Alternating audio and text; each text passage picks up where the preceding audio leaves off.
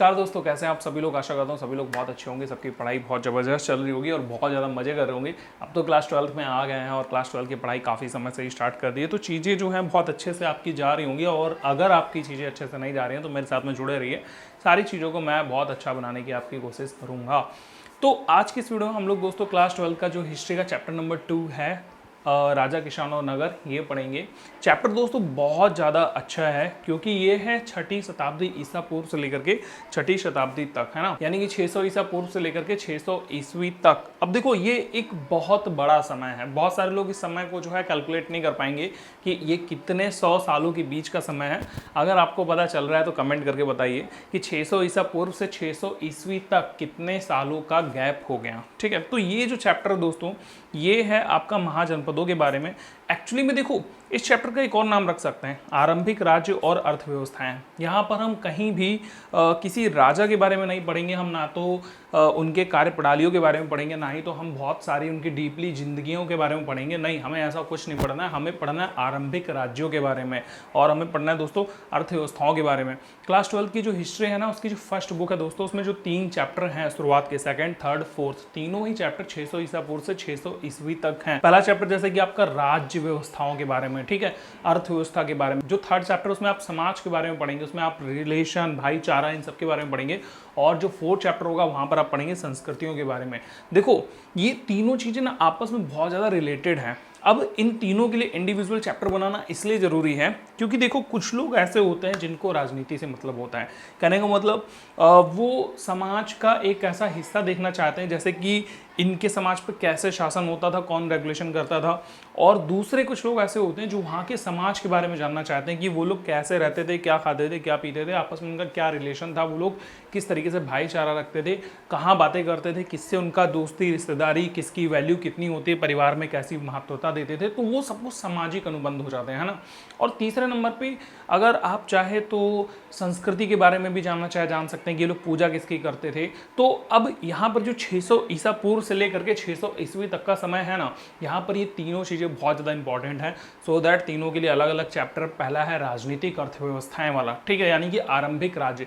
हम इस चैप्टर में क्या देखेंगे, हम इस चैप्टर में देखेंगे कि उस समय के राज्य कैसे बनना शुरू हुए और उनकी क्यों पोजीशन जो थी वो इतनी हाई थी कि कुछ लोगों की, जो कुछ राज्यों की पोजीशन उतनी हाई नहीं हो पाई, उनके पीछे क्या कारण थे। और भी बहुत सारी चीज़ें दोस्तों हम लोग पढ़ेंगे इस चैप्टर में। साथ में आगे जो चैप्टर आएंगे उसमें हम समाजों के बारे में पढ़ने वाले हैं, फिर संस्कृति के बारे में पढ़ने वाले हैं। तो काफ़ी ज़्यादा जो है मज़ा आने वाला है 600 ईसा पूर्व से 600 ईस्वी तक के लिए। आप में से बहुत सारे लोग इन ये जो राजा की मैंने एक फ़ोटो लगा करके रखी है, राजा बोल लें या व्यक्ति बोल लें, पर्सन बोल लें, जो भी बोल लें, इनकी फ़ोटो से अवगत होंगे। बहुत सारे लोग जानते भी होंगे कि इनकी फ़ोटो है। और अगर आप नहीं जानते तो मुझे कमेंट करके ढूंढ ढाड़ करके बताओ, ठीक है। आप लोगों के लिए एक छोटा सा टास्क मैं दे रहा हूँ। वैसे बहुत आसान है, गूगल लेंस करोगे तो पहले ही मिल जाएगा, लेकिन फिलहाल आपने बचपन में इनकी खूब कहानियाँ पढ़ी हैं। और अब तक सबसे महान राजाओं में से एक राजा की जो लिस्ट होगी उसमें दोस्तों इनको आप नंबर 1 पे रख सकते हो। ऐसे ही राजा जो हैं उनकी ये फ़ोटो है। अच्छा, यहाँ पर आप देखो इधर साइड में ये जो है आपको ये भारत का मैप दिख रहा है, ये भारत का पुराना वाला मैप है, ठीक है। ये देखो ऊपर लिखा हुआ है 500 BCE, यानी कि 500 ईसा पूर्व के समय का ये मैप है। इस मैप में आपको दोस्तों ये भारत का जो प्रारंभिक राज्य शुरू हुए थे, यानी कि सबसे पहला ऐसा समय जहाँ पर राज्य व्यवस्थाएं शुरू हुई, राज्य बनना शुरू हुए, इन्होंने मैप बनाए, इन्होंने लकीरें खींचना शुरू कर दी, मतलब सीमाएं बनाना शुरू कर दी, बॉर्डर बनाए कि इतना पार्ट जो है आपका है, इतना पार्ट आपका है। ये सारी चीज़ें जो हैं यहीं से शुरू हुई, तो उसी समय का मैप यहाँ पर दिखाया गया है। अब देखो फर्स्ट चैप्टर जो आपने पढ़ा था, जिसकी लिंक आपको डिस्क्रिप्शन में दी हुई है या फिर आप प्लेलिस्ट में भी जाकर ढूंढ सकते हो। फर्स्ट चैप्टर में हमने हड़प्पा सभ्यता के बारे में पढ़ा था, राइट। हड़प्पा सभ्यता में हमने देखा कि हमें पता ही नहीं चल पाया उनका कोई राजा था कि नहीं राजा था, बट हमें जहाँ से पता चला वो दोस्तों ये 600 ईसा पूर्व का समय है। तो इसीलिए ये चैप्टर काफ़ी ज़्यादा महत्वपूर्ण हो जाता है, ठीक है। आशा करता हूँ सारी चीज़ें आपके समझ में आ रही होंगी। तो ये है हिस्ट्री क्लास 12 का पूरा प्लेलिस्ट, जहाँ पर मैं आपको जितनी भी हिस्ट्री क्लास 12 की वीडियोस होंगी वो आपको सारी इसी प्लेलिस्ट में देखने को मिल जाएंगी। आज के इस चैप्टर में हम लोग देखो दोस्तों यहाँ पर ये समझने की कोशिश करेंगे कि 600 ईसा पूर्व से 600 ईस्वी तक में ऋग्वेद का जो है लेखन कार्य शुरू हो गया था। कृषकों की बस्तियां भी देखने को मिली, चरवाहों की बस्तियां देखने को मिली। किसान और चरवाहे दोनों अलग अलग हैं। किसान जो अन्न उपजाता है, चरवाहे जो जानवरों को चराते हैं, ठीक है। तो इससे पहले के समाज में हमें इतना सब कुछ नहीं मिला था। आप बोलेंगे कि हाँ लोथल जैसी जगह है, बनावली जैसी जगह है जहाँ पर हड़प्पा सभ्यता में खेती के साक्ष्य मिले, लेकिन हम ये नहीं कह सकते हैं कि वहाँ पर 100% खेती ही होती थी। और होती थी तो किस तरीके की होती थी, कोई कहानी नहीं, कुछ नहीं, बस हमें एक जुता हुआ खेत मिल गया तो हमने उससे पहचान लिया, या फिर इसके अलावा अगर हमें कुछ अन्न के दाने मिले तो उससे पहचान लिया, लेकिन हमें कोई साक्ष्य नहीं मिल पाया उस तरीके से जो बहुत ज़्यादा सटीकता के साथ में आए। मगर ये जो 600 ईसा पूर्व के बाद का समय है ना दोस्त, इसमें हमें बहुत कुछ मिलता है। तो हम यहाँ पर ये जान पाते हैं कि इस समय पर किसान तो थे ही थे, 100% किसानों की जो है समझ हो गई थी। अच्छा एक चीज़ और, हम लोगों ने जो अन्न उपजाना शुरू किया ना, वो तकरीबन 10,000 ईसा पूर्व से पहले भी हम लोग अन्न उपजाना सीख गए थे, मतलब खेती करना सीख गए थे। मगर हमारे पास उसके पुख्ता सबूत ना होने के कारण 600 ईसा पूर्व पे जा करके हम ये समझ पाए कि हाँ किसानों की पूरी बस्तियाँ आ गई थी, है ना, चरवाहों की भी बस्तियां इसी तरीके से आ गई। और यहीं पर दोस्तों हम लोग देखते हैं कि इसी समय में अंतिम संस्कार के नए नए तरीके देखने को मिल रहे हैं। जैसे हड़प्पा सभ्यता में भी हमने देखा कि बहुत सारी गर्तें बनी होती थी और गर्तों में जो है लाशों को दफन किया जाता था, साथ में कुछ उनके उपयोगी वस्तु वगैरह भी वहीं पर रख दी जाती थी। कीमती वस्तुएं हड़प्पा सभ्यता लोग नहीं रखते थे, वो रखते थे रोमन सभ्यता वाले लोग। अगर आपने क्लास 11 का जो रोमन सभ्यता वाला चैप्टर पढ़ा है तो आपको याद होगा, और अगर नहीं याद है तो कोई बात नहीं 12th क्लास में आ जाइए वापसी से। तो 12th क्लास में हमने देखा कि इनके अंतिम संस्कार के बहुत सारे हमको नए तरीके मिले, जैसे कि जलाने का तरीका, जो शव होता है उसको किस तरीके से अंतिम संस्कार किया जाए। अच्छा एक चीज़ और, ये अंतिम संस्कार क्यों बोलते हैं, आप सब लोग जानते हैं कि हिंदू समाज में टोटल 16 संस्कार होते हैं।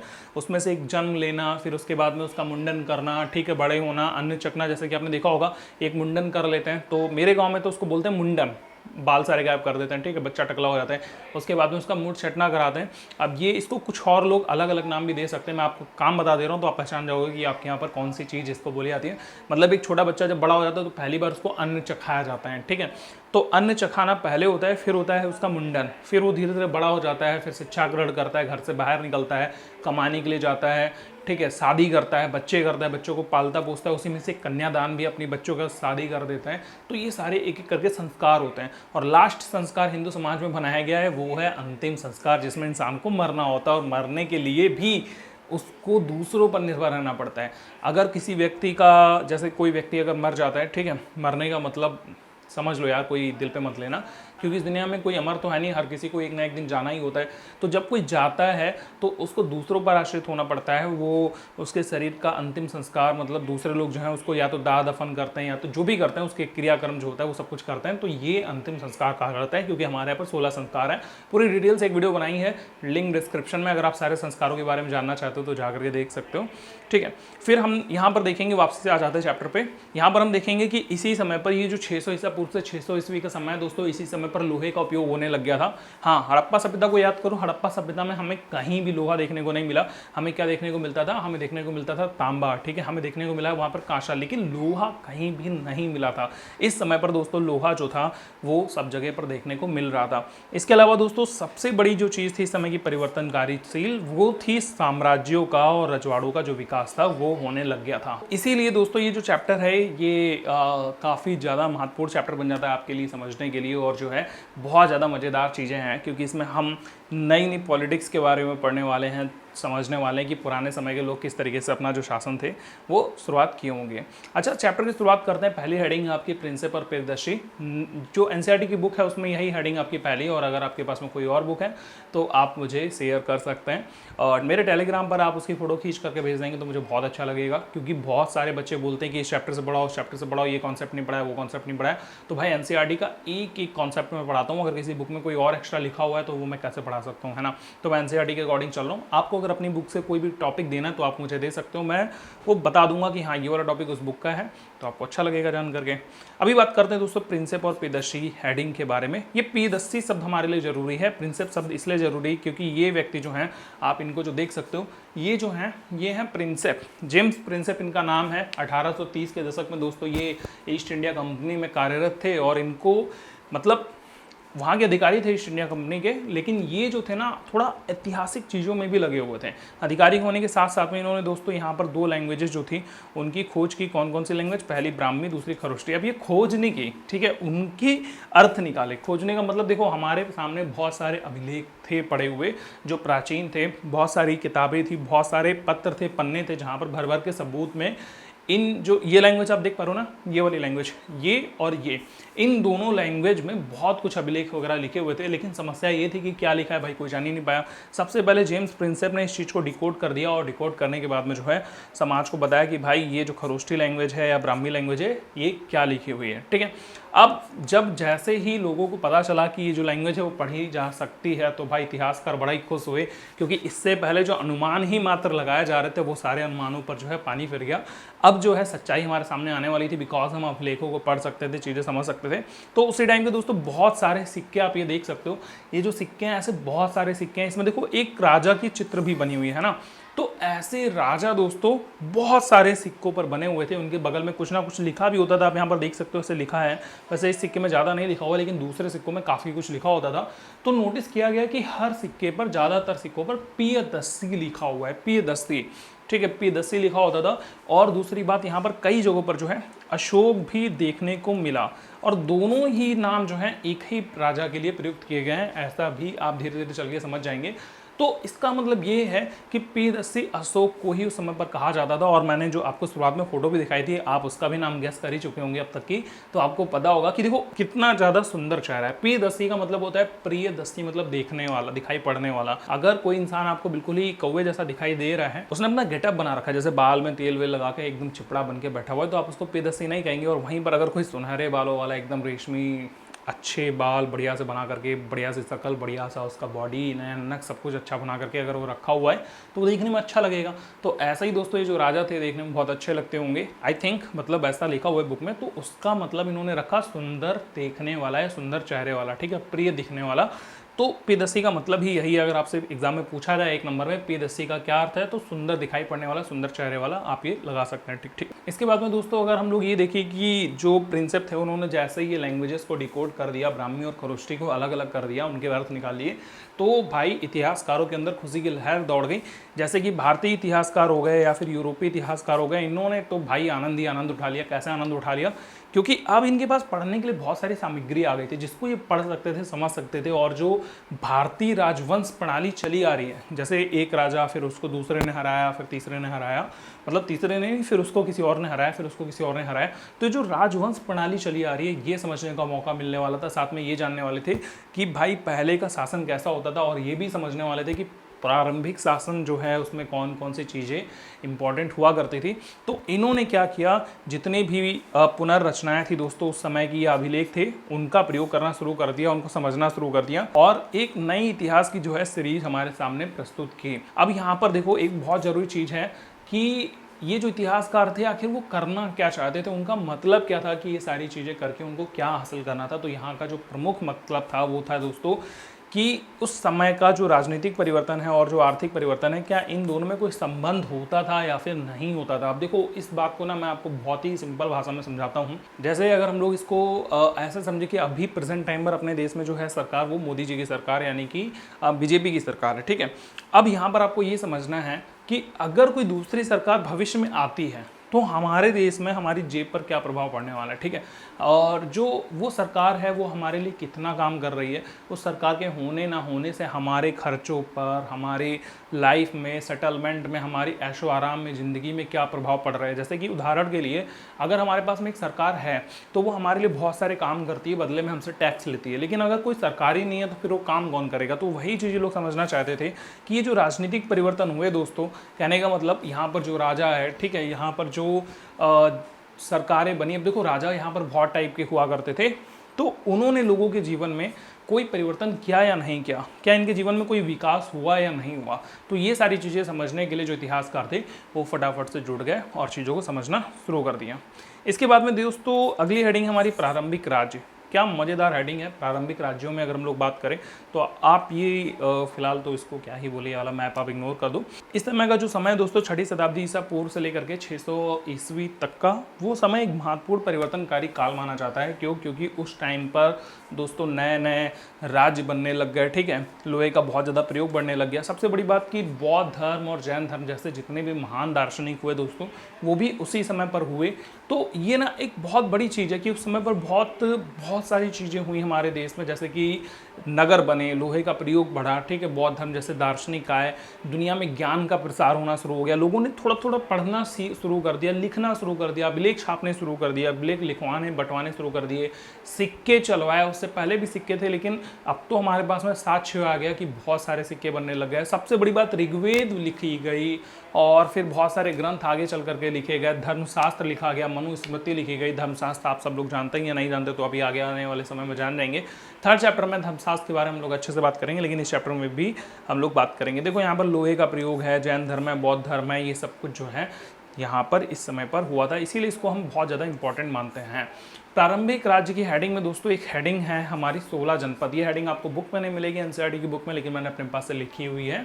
आप भी चाहे तो नोट्स ऐसे ही लिख सकते हैं, लेकिन बुक को पढ़ते हुए नोट्स लिखिए। पहले वीडियो देखिए, फिर बुक को पढ़िए, उसके बाद में नोट्स लिखिए। और नोट्स लिखने के लिए आप इन्हीं का प्रयोग कर सकते हैं। ये मैंने बहुत सटीक नोट्स बना करके आपको दिए हुए हैं। तो और हाँ, नोट्स अगर आपको चाहिए तो डिस्क्रिप्शन में एक लिंक होगा, डाउनलोड नोट्स करके ऐसे वहाँ भी जाओगे तो वहाँ पर आपको नोट्स देखने को मिल जाएंगे। वही मेरे हैंड रिटन नोट्स होंगे तो वो आपको देखने को मिल सकते हैं। वही सब कुछ लिखा हुआ है जो यहाँ पर लिखा है, ठीक है। तो बात करते हैं यहाँ पर दोस्तों ग्रंथों की। अब जैसे मैंने ग्रंथों का नाम लिया तो कौन कौन से ग्रंथ, जैसे बौद्ध धर्म जब शुरू हुआ, बौद्ध जी जो गौतम बुद्ध थे उन्होंने लोगों को ज्ञान दिया, तो उनसे ना एक धर्म, उनसे जुड़ने वाले लोगों ने एक धर्म बना लिया जिसका नाम रखा बौद्ध धर्म। अब बौद्ध धर्म है तो उसकी एक ग्रंथ की किताब भी होगी जिसमें सारे नियम कायदे कानून भी लिखे होंगे, है ना, कुछ कहानियाँ भी लिखी होंगी। तो इस तरीके से दोस्तों जो बौद्ध धर्म देखने को मिला, और दूसरी तरफ में जैन धर्म था, और भी बहुत सारे धर्म उस टाइम पर शुरू हुए। तो उन धर्मों में एक तरीके से अगर देखा जाए तो उस टाइम पर जो भारत देश में जितने भी महाजनपद होते थे दोस्तों, उनके नाम हमको सेम देखने को मिले। कुछ एक को छोड़ करके बदले हुए नाम थे, लेकिन ज़्यादातर नाम जो थे वो सेम देखने को मिले। आगे चल करके आपको मैप में दिखाऊंगा कौन कौन से नाम थे। और अधिकांश महाजनपदों में दोस्तों जो व्यक्ति शासन करता था उसको जो है राजा कहा जाता था। एक और बहुत ज़्यादा ज़रूरी बात कि कुछ ऐसे गढ़ थे या संघ थे, संघ यानी बहुत बड़े एक समुदाय का समूह, ठीक है, तो उसे कहा जाएगा संघ या फिर गढ़ बोल सकते हो। तो बहुत सारे गढ़ों में या संघों में कई सारे राजा होते थे, एक राजा नहीं होता था। और सबसे बड़ी बात, ये जो गौतम बुद्ध और महावीर जैन जैसे दार्शनिक हुए दोस्तों, ये दोनों भी और भी कई सारे दार्शनिक ये इन्हीं गढ़ों से या फिर इन्हीं संघों से ही संबंधित होते थे, है ना, मतलब वहीं के ही निवासी या संबंधित पर्सन व्यक्ति, आप जो भी समझ लें कि उन गढ़ों से ही जुड़े हुए लोग थे। फिर एक जरूरी बात यह है कि इन गढ़ों पर और संघों पर दोस्तों शासन किसका होता था, तो शासन होता था राजा का, ये हम यहाँ से जान गए। लेकिन जरूरी बात कि जितने भी यहाँ के आर्थिक स्रोत हो, चाहे वो भूमि हो, चाहे वो किसी भी तरीके की व्यापारी वाली सामान बेचने की संस्था हो, कोई मार्केट हो, कोई मार्केट प्लेस हो, कुछ भी हो, इन सभी पर राजा ही सामूहिक रूप से नियंत्रण रखते थे। सामूहिक नियंत्रण का मतलब जरूर ध्यान से समझ लेना कि जैसे एक राज्य है, उस राज्य में ना एक बहुत बड़ी मार्केट है और उस मार्केट को किसी एक राजा के अंतर्गत नहीं दिया जाएगा कि ये मार्केट आज से आपकी है, आप ये संभाल लो, और वो वाली मार्केट हमारी है। नहीं, ये सब लोग एक साथ मिलकर के शासन करते थे एक ही चीज़ पर, जिससे बेईमानी का या फिर कई और तरीके के भ्रष्टाचार का जो अंदेशा था वो बिल्कुल ना के बराबर हुआ करता था। तो यहाँ पर भूमि में, आर्थिक स्रोतों में सभी पर लगभग राजाओं का ही नियंत्रण होता था। सबसे बड़ी बात, प्रत्येक महाजनपद की अपनी अपनी राजधानियां होती थी। जैसे हम सब लोग जानते हैं कि जो मगध राज्य था दोस्तों, उसकी राजधानी थी पाटलिपुत्र। पहले राजगीर थी, उसके बाद में बन गई पाटलिपुत्र। राजगीर मतलब राजगाह, प्रेजेंट टाइम पर उसका नाम राजगीर है। ये देख लो, यहाँ के जितने भी महाजनपद हैं वो सारे मैंने आपको मैप में दिखा दिए हैं, आप बुक में भी देख सकते हो, बुक में ज़्यादा अच्छे से लिखे हुए हैं। तो यहाँ पर उस टाइम पर जैसे अवंती हो गया, चेरी हो गया, अस्मक, वज्जे, अंग, वत्स, कम्बोज, पांचाल, काशी, मगध, कुरु, मत्स्य, कौशल, मल्ल, गांधार, सुरसेन, इस तरीके से 16 महाजनपद थे। और इसमें से करीबन 8-9 महाजनपदों के नाम हमेशा से हर ग्रंथ में सेम ही देखने को मिले हैं, है ना। तो ये आप नाम सारे लिस्ट कर सकते हो, दिमाग में बसा सकते हो। अच्छा हाँ, इनकी राजधानी मैंने नहीं लिख करके बताई है, अगर आप बोलेंगे तो अगली वीडियो में मैं राजधानी भी बता दूंगा। वैसे मैप में लिखी हुई है, आपको ज़रूरत नहीं है राजधानी को अलग से कहीं ढूंढने की, मैप में मिल जाएगा, मगर याद जरूर कर लेना, ठीक है। हर एक राज्य की राजधानी नहीं, लेकिन जो खास करके प्रमुख राज्य हैं उनकी राजधानी तो 100% याद कर लेना। और इस मैप में देख लो, इस मैप में सबका लोकेशन आपको ध्यान रखना है, लेकिन जो प्रमुख केंद्र हैं जिनके नाम हम आगे पढ़ते जाएंगे उनका लोकेशन भाई याद कर लेना, कि जैसे मगध कहाँ पड़ता है, जैसे काशी कहाँ पड़ता है, मल्ला कहाँ है, वर्जी कहाँ है, ठीक है, अंगा कहाँ है। तो इन सबके जो नाम हैं मैप में लोकेशन वाइज याद कर लेना, भूलना मत बिल्कुल भी। तो आगे बढ़ते हैं दोस्तों, प्रारंभिक राज्यों के उदय के समय। यहाँ पर दोस्तों हम लोग बात करेंगे धर्मशास्त्र की। धर्मशास्त्र क्या है? धर्मशास्त्र ये देख सकते हो, यहाँ पर मनुस्मृति है, धर्मशास्त्र है, ये दोनों बुकें हैं और ये प्रेजेंट टाइम की बुकें, ठीक है। मनुस्मृति भी प्रेजेंट टाइम पर छापी गई है, धर्मशास्त्र भी प्रेजेंट टाइम पर छापी गई है, लेकिन ये दोस्तों बुकें छपी अभी हैं, लिखी अभी नहीं गई हैं, ठीक है। ये बहुत पहले लिखी गई हैं, जब ये 6ठी शताब्दी ईसा पूर्व के राज्यों का उदय हुआ था, उसी समय की बुकें लिखी हुई हैं। और इनको लिखने वाले कौन है दोस्तों? ब्राह्मण है। हिंदू समाज के ब्राह्मणों ने इन बुकों को को लिखा, इसमें नियमों को, कायदे कानूनों को लिखा गया कि कौन से काम कैसे करे जाएंगे। जैसे हम सब लोग जानते हैं कि भाई कौन व्यक्ति क्या कर सकता है और कौन व्यक्ति क्या नहीं कर सकता है। हिंदू समाज के अनुसार पूजा कैसे करनी है, जैसे कोई भी व्यक्ति बिना नहाए पूजा नहीं करता होगा जो हिंदू होगा, मुझे 100% पता है। क्यों? क्योंकि हमारे धर्मशास्त्र में लिखा गया बिना नहाए पूजा करना अशुद्ध माना जाता है, ठीक है, नहीं माना जाएगा, उस व्यक्ति को अशुद्ध माना जाएगा। तो ये सारी बातें किसने बताई, ठीक है, कहाँ से आई? हम चप्पल पहन के नहीं जा सकते और ये काम नहीं कर सकते, हमें बड़ों का आशीर्वाद लेना होता है, या दुनिया भर की जितनी भी हिंदुत्व वाली बातें दोस्तों, वो सब कुछ कहाँ से आई? वो सब कुछ आई धर्मशास्त्र से, ठीक है। तो धर्मशास्त्र हमारे लिए, हिंदुत्व के लिए एक बहुत बड़ी चीज़ थी, अभी भी है, ठीक है। हम लोग सारे नियम, कायदे, कानून जितने भी हिंदुत्व वाले हैं वो धर्मशास्त्र से ही चलाते हैं। उसके बाद में धीरे धीरे समय के अनुसार लोग परिवर्तित होते जाते हैं, वो बात अलग की है। लेकिन जो है 6ठी शताब्दी ईसा पूर्व में संस्कृत में ब्राह्मणों ने धर्मशास्त्र नामक ग्रंथों की रचना की थी। इसमें मनुस्मृति भी आती है, धर्मशास्त्र भी आते हैं, और भी आपको आगे चल करके पता चलेंगी।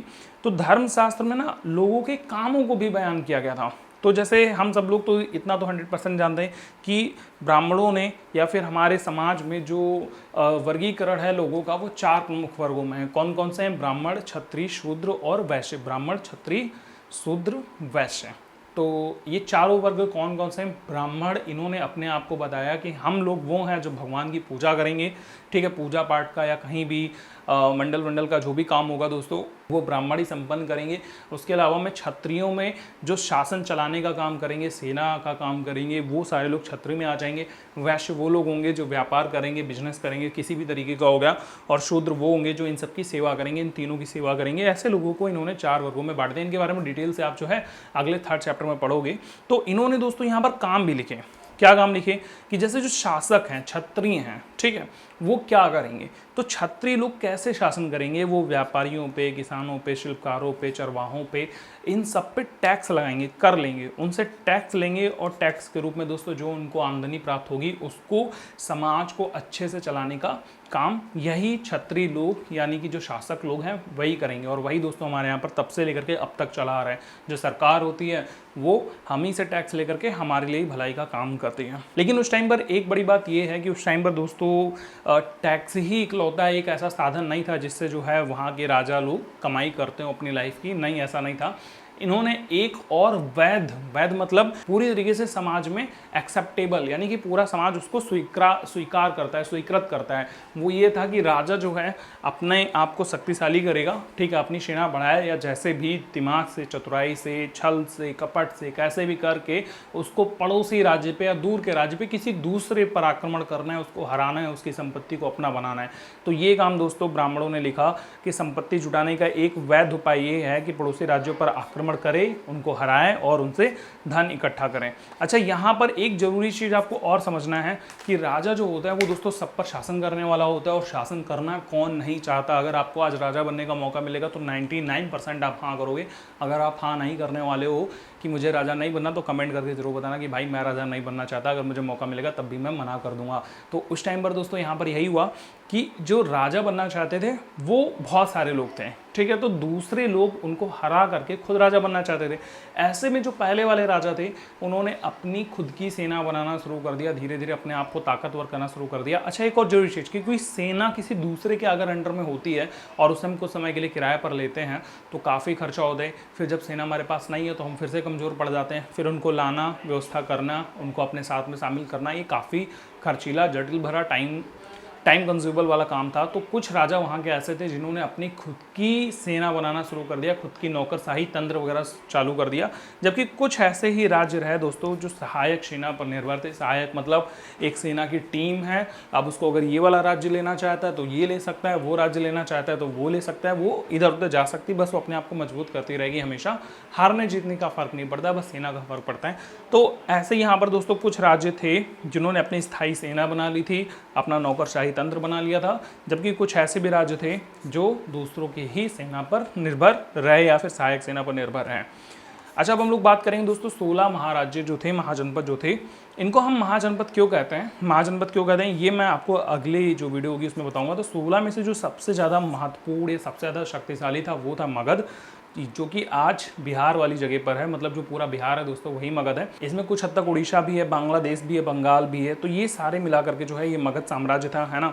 तो ये जो मगध साम्राज्य है दोस्तों, ये उस समय पर सबसे ज़्यादा शक्तिशाली रहा। अब शक्तिशाली क्यों रहा, इसके पीछे अलग अलग जो इतिहासकार हैं, या फिर आज के इतिहासकार या फिर तब के इतिहासकार, दोनों अलग अलग प्रकार की राय देते हैं। अगर हम लोग आज के इतिहासकारों की बात करें तो वो लोग बोलते हैं कि भाई मगध इसलिए बहुत ज़्यादा शक्तिशाली था क्योंकि उनके पास में अच्छी खेती थी, ठीक है, उनके राज्य में अच्छी खेती होती थी। उसके पीछे की वजह थी वहाँ पर उपजाऊ मिट्टी का होना, जिससे अच्छी खेती हो पाती थी। इसके अलावा उस मिट्टी को सींचने के लिए, उस खेतों को सींचने के लिए अच्छी खासी नहरों की व्यवस्था थी, मतलब नदियों की व्यवस्था थी। वहाँ पर गंगा नदी बहती है, आपको पता ही है। इसके अलावा कोशी नदी और कितनी सारी नदियाँ जो है बिहार से निकलती हैं। तो ये सब कुछ एक बहुत बड़ी वजह थी कि इनके पास में खेती अच्छी थी, जिसके कारण उपज अच्छी होती थी, और उपज अच्छी है तो इंसान बड़ा खुशहाल है, पैसा है, और पैसा है तो वो टैक्स देता है, जिससे जो सरकार है, राजा जो है वो काफ़ी शक्तिशाली हो जाते हैं। दूसरा ये था कि इनके पास में लोहे की खदानें तो थी ही थी। लोहे की खदानें होने से दोस्तों बहुत सारा फ़ायदा है। सबसे पहला फ़ायदा तो यही है कि उनको हथियार बनाने के लिए कहीं और जाना नहीं है, घर के ही लोहा निकाल करके घर ही का तगड़ा हथियार बनाते होंगे, और इससे ये लोग बहुत ज़्यादा शक्तिशाली हुए, वो तो डेफिनेटली कहने वाली बात ही नहीं है। तीसरा ये कि यहाँ के जो जंगल थे दोस्तों, उसमें हाथियों की उपलब्धता बहुत ज़्यादा थी। अभी तो प्रेजेंट टाइम पर आपको हाथी जो है बहुत कम देखने को मिलेंगे ऐसे जंगलों में, लेकिन उस समय पर माना जाता है कि बहुत ज़्यादा मात्रा में हाथी थे। जैसे आजकल आपको बंदरों के झुंड देखने को मिलते हैं, तो शायद से हाथी रहे होंगे बिहार की साइड में, मगध की साइड में, जिसके कारण सरकार जो थी, यानी सरकार जब भी मैं बोल रहा हूँ गलती से, राजा जो थे वो इतने शक्तिशाली रहे कि उन्होंने हाथियों का प्रयोग अपनी सेना में कर दिया। और भाई एक हाथी कितने सारे घोड़ों को संभाल सकता है, कितने सारे सैनिकों को संभाल सकता है, आप तो जानते ही हैं। एक हाथी वाला व्यक्ति सामने 10 घोड़े वाले घुड़सवार आ जाए तो भी उनसे जो है जीतने, मतलब हारने नहीं देगा। वो हाथी अगर खुद चाहे तो अपने आप से जिता सकता है ना। इसके अलावा एक और जो सबसे बड़ी चीज़ थी वो थी दोस्तों सरल इसके अलावा एक और जो दोस्तों सबसे ज़्यादा बड़ी महत्वपूर्ण चीज़ थी वो थी सरल आवागमन। काहे का? नदियों का। क्योंकि देखो नदियां हैं तो कहीं भी सामान को लाना ले जाना बहुत ज़्यादा आसान पड़ जाता है।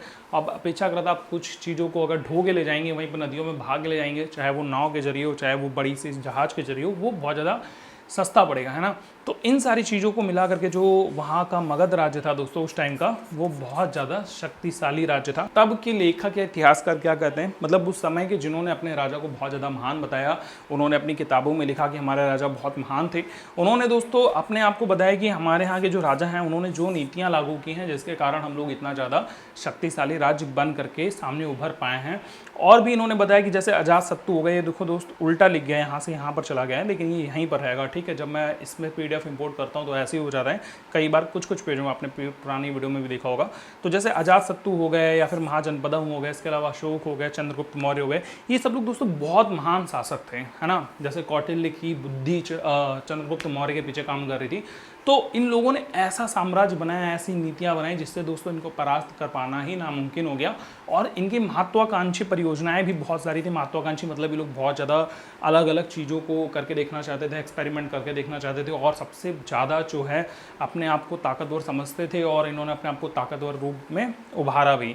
तो ये दोस्तों कुछ ऐसे कंपैरिजन है। अब आप एक बार बताओ कि भाई दोनों में से कौन सी बातें हो सकती हैं। मेरे को तो आधुनिक इतिहासकारों की बातें ज़्यादा सही लग रही हैं, क्योंकि आपके अंदर चाहे कितनी भी ताकत हो, बल हो, इन स्टैंड जो है आप कई बार कमज़ोर पड़ जाते हो जब आपके पास में संसाधन ना हो, और सामने वाले के पास में अगर एक छोटा सा भी संसाधन है तो दोस्तों वो आगे निकल जाता है। इसीलिए दुनिया भर में संसाधनों पर जो है बहस चल रही है, लड़ाई छिड़ी हुई है कि कौन सा संसाधन किसका होगा। तो ओवरऑल ये सारा जो पार्ट है दोस्तों इस चैप्टर में, बस इतना ही आज के लिए। इस चैप्टर की जो आगे की हेडिंग्स हैं वो दोस्तों आगे आने वाले वीडियोस में होंगे, यानी कि आगे के पार्ट में होंगे। ये पार्ट 1 था जिसमें मैंने आपको 2 हेडिंग्स पढ़ा दी, फिर 2-2 करके मैं पूरा चैप्टर जो है जल्दी से खत्म कर दूंगा। रेगुलर वीडियोस आएंगी, कोई टेंशन वाली बात नहीं है। हाँ, डिस्क्रिप्शन में एक लिंक मिल जाएगा, वहाँ पर आपको सारी वीडियोस एक ही जगह पर देखने को मिल जाएंगी। अगर आप जो है इधर उधर ढूंढ रहे हैं तो मत ढूंढिए, वहाँ पर जाकर के आप देखिए। और दूसरी बात, अगर आप ये वीडियो पूरा देख लेना तो कमेंट करके जरूर बताना कि हाँ भैया मैंने वीडियो पूरा देख लिया। क्या लिखेंगे? हाँ भैया मैंने वीडियो पूरा देख लिया। सर मत लिखना, भैया लिखना, हाँ भैया मैंने वीडियो पूरा देख लिया है। तो मैं मिलता हूँ आपसे अगली वीडियो में, तब तक गुड बाय, टेक केयर, अपना ख्याल रखिए, हंसते रहिए, देखते रहिए फुल ऑन गाइड।